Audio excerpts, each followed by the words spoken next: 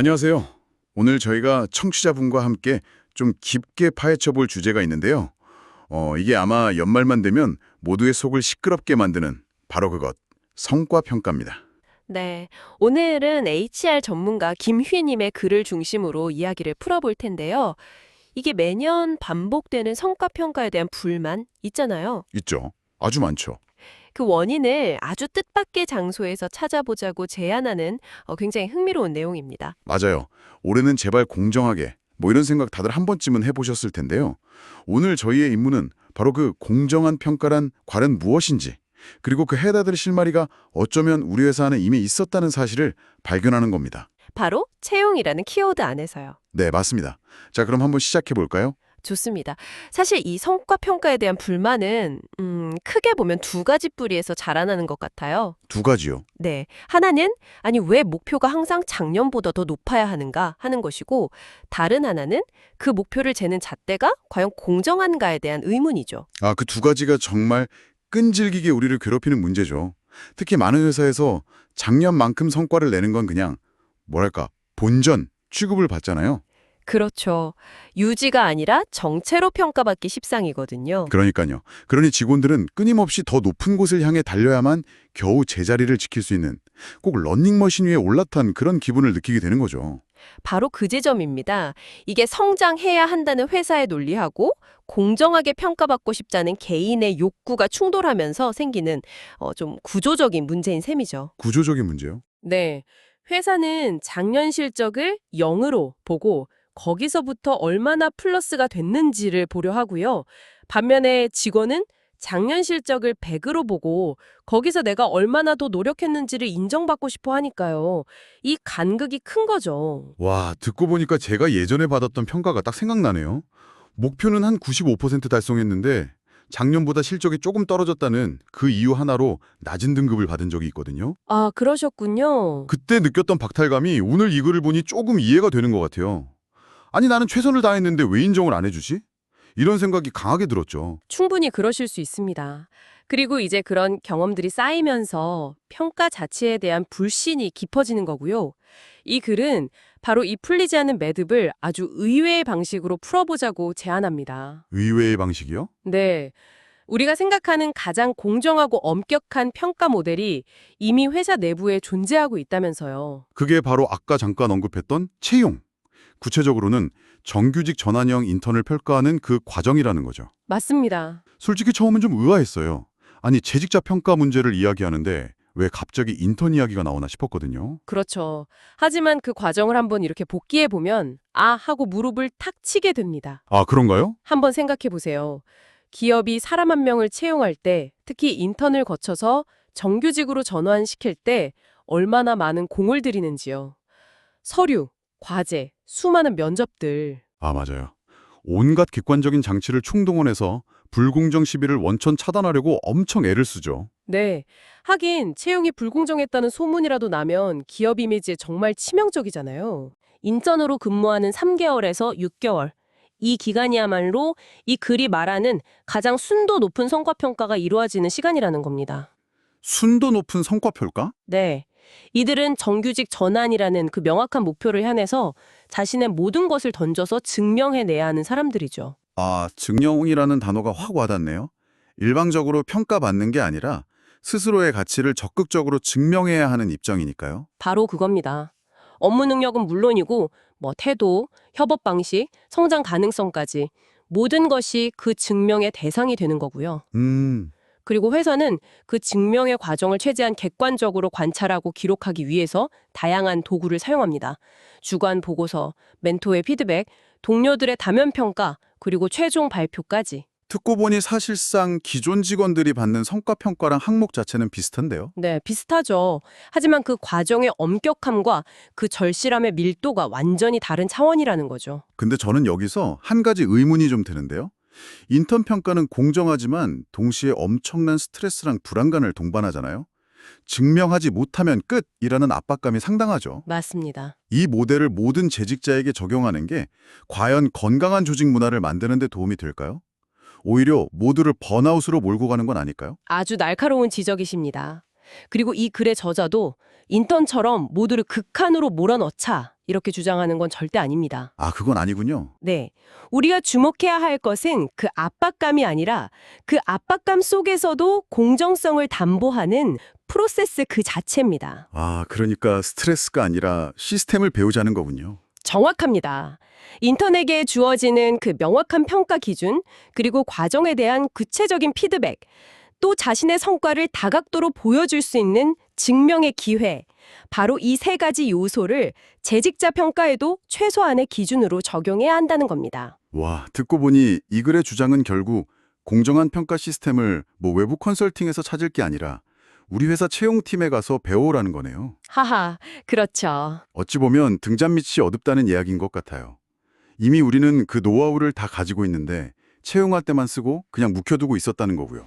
그야말로 핵심을 짚으셨습니다. 회사는 이미 공정한 평가 시스템을 운영할 역량이 있다는 거죠. 그러니 재직자 평가가 불공정하다고 느끼는 건 회사의 역량이 부족해서가 아니라 그 역량을 재직자에게는 적용하지 않으려는 의지의 문제일 수 있다는 겁니다. 이건 평가를 받는 직원뿐만 아니라 평가를 하는 리더들에게도 시사하는 바가 크다고 봅니다. 그럼 이 관점을 현재 우리의 업무에 한번 적용을 해보죠. 인턴 평가 모델의 핵심이 스스로 증명할 기회를 주는 곳에 있다면 우리가 매년 초에 세우는 그 성과 목표부터 그 의미가 완전히 달라져야 할 것 같은데요. 네, 완전히 달라져야 합니다. 그래서는 목표를 100% 달성해야 하는 보장값으로 봐서는 안 된다고 지적해요. 보장값이 아니다. 네, 그보다는 우리가 어디로 가야 할지를 알려주는 지향점, 그러니까 나침반 같은 걸로 봐야 한다는 거죠. 목표가 보장값이 아니라 지향점이라는 말은 참 좋은데요. 근데 바로 이런 반문이 나올 수밖에 없어요. 그래서 100% 못 채우면 평가는 어떻게 하라는 건가요? 결국 연말에는 숫자로 증명해야 하는 순간이 오잖아요. 물론이죠. 그래서 목표 설정 단계에서 합의의 과정이 그 무엇보다 중요해지는 겁니다. 합의요? 네, 리더가 위에서 목표를 그냥 툭 던져주는 게 아니라 구성원과 함께 왜 이 목표가 우리에게 중요한지, 이 지향점을 향해 가는 과정에서 어떤 시도를 해볼 수 있을지, 그리고 어떤 어려움이 예상되고 또 어떤 지원이 필요한지 이런 것들을 놓고 정말 치열하게 토론하고 합의해야 한다는 거죠. 아, 그런 깊이 있는 합의가 있다면 설령 목표를 100% 달성하지 못했더라도 그 과정에서 얻은 교훈이나 성장을 서로 인정해 줄 수 있는 기반이 마련되겠네요. 그렇죠. 나는 시키는 대로 했을 뿐인데 왜 결과가 안 좋다고 하냐, 이런 식의 책임 떠넘기기도 훨씬 줄어들 거고요. 맞습니다. 합의 없는 목표는 그저 지시일 뿐이고요. 지시에 대한 평가는 감시가 될 수밖에 없어요. 하지만 충분히 합의된 목표는 우리 모두의 약속이 되고 그 약속을 지켜나가는 과정에 대한 평가는 아주 건강한 피드백이 될 수 있는 거죠. 좋습니다. 그럼 다시 아까의 질문으로 돌아가서 목표 달성률이 100%가 아니라면 대체 무엇으로 성과를 평가해야 할까요? 이 질문에 대해서 이 글은 전년대기 향상도라는 아주 중요한 두 번째 잣대를 제시합니다. 네, 절대적인 목표 달성률이라는 그 하나의 잣대만으로 모든 것을 재단해서는 안 된다는 겁니다. 아, 작년의 나와 비교해서 올해의 나가 얼마나 성장하고 발전했는지를 반드시 함께 봐야 한다는 거죠. 예를 한번 들어볼게요. A라는 직원은 굉장히 도전적인 목표를 세워서 달성률은 80%에 그쳤지만 작년 실적에 비해서는 50%나 성장했어요. 네. 반면에 B라는 직원은 아주 안정적인 목표를 세워서 100% 달성했지만 작년 실적과는 거의 변화가 없어요. 현재 대부분의 시스템에서는 B가 더 좋은 평가를 받겠죠, 아마. 그렇죠. 그럴 가능성이 높죠. 하지만 향상도라는 관점을 도입하면 이야기가 완전히 달라집니다. A는 비록 목표에는 미달했지만 그 과정에서 새로운 시장을 개척하거나 어려운 기술적 문제를 해결하는 등 엄청난 성장을 이뤄냈을 수 있습니다. 그건 실패가 아니라 명백한 개선된 성과로 인정받아야 마땅하다는 겁니다. 그런데 이런 반론도 가능할 것 같아요. 모든 직무가 매년 눈에 띄게 향상될 수 있는 건 아니잖아요. 아, 네. 예를 들어서 시스템의 안정성을 유지하는 게 중요한 IT 운영 담당자나 기존 고객 관리가 핵심인 직무는 작년과 비슷한 수준을 유지하는 것 자체가 훌륭한 성과일 수 있지 않나요? 이런 경우에 향상도 잣대는 오히려 불리하게 작용할 수도 있겠는데요? 굉장히 중요한 포인트입니다. 그래서 향상도의 정의가 직무 특성에 맞게 유연해야 합니다. 유연하게. 네. 방금 말씀하신 그 시스템 운영 담당자라면 작년과 동일한 99.99%의 가동률을 유지했더라도 그걸 달성하기 위해 들어가는 수동 작업을 자동화해서 업무 시간을 줄였다면 그게 바로 향상이겠죠. 아, 그렇겠네요. 기존 고객 관리 담당자라면 매출은 비슷해도 고객 클레임 수를 20% 줄였다면 그게 향상인 거고요. 즉, 향상이란 게 단순히 숫자의 증가만을 의미하는 게 아니라 어떻게 더 똑똑하고 효율적으로 일했는가의 관점에서 정의되어야 합니다. 그렇군요. 결국 향상이라는 개념 자체에 대해서도 리더와 구성원이 미리 합의하는 과정이 또 필요하겠네요. 네, 맞습니다. 그리고 이 글은 여기서 한 걸음 더 나아가죠. 그렇게 인정된 개선된 성과는 칭찬으로 끝나선 안 되고 반드시 보상으로 이어져야 한다고요. 네, 아주 강력하게 강조하는 부분입니다. 목표는 못 채웠지만 고생은 했네 이런 식의 애매한 인정이 아니라 그 향상된 부분에 대해서 명확한 금전적, 비금전적 보상이 따라야 한다는 겁니다. 그래야만 구성원들이 실패를 두려워하지 않고 더 도전적인 목표를 세울 용기를 낼 수 있습니다.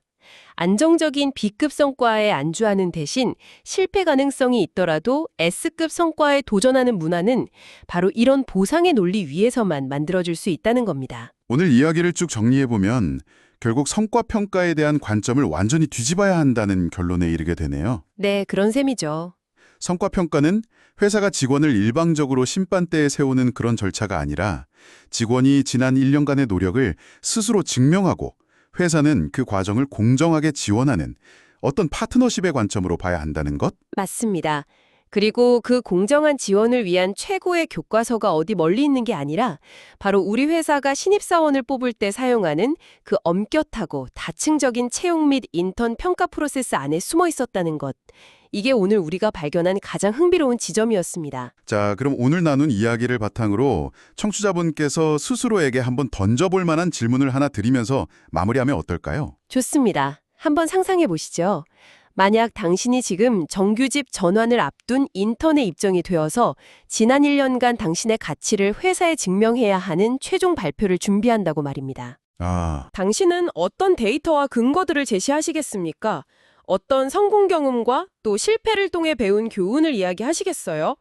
당신의 어떤 역량이 작년보다 성장했다고 자신 있게 말할 수 있나요? 와, 생각만 해도 머리가 복잡해지면서도 지난 1년의 업무가 파노라마처럼 싹 스쳐 지나가네요. 내가 내세울 수 있는 게 과연 뭘까 하고 진지하게 고민하게 됩니다. 그리고 진짜 중요한 두 번째 질문입니다. 네. 지금 당신의 회사가 운영하는 성과평가 제도는 당신이 방금 머릿속에 그렸던 그 멋진 증명을 충분히 해낼 수 있도록 공정한 기회와 무대를 제공하고 있습니까? 아니면 당신의 그 모든 노력을 단지 몇 개의 숫자와 등급으로만 환원시키고 있나요? 아마 이 질문에 대한 당신의 답이 우리 회사 성과 관리의 현주소이자 앞으로 나아가야 할 방향을 알려줄 겁니다.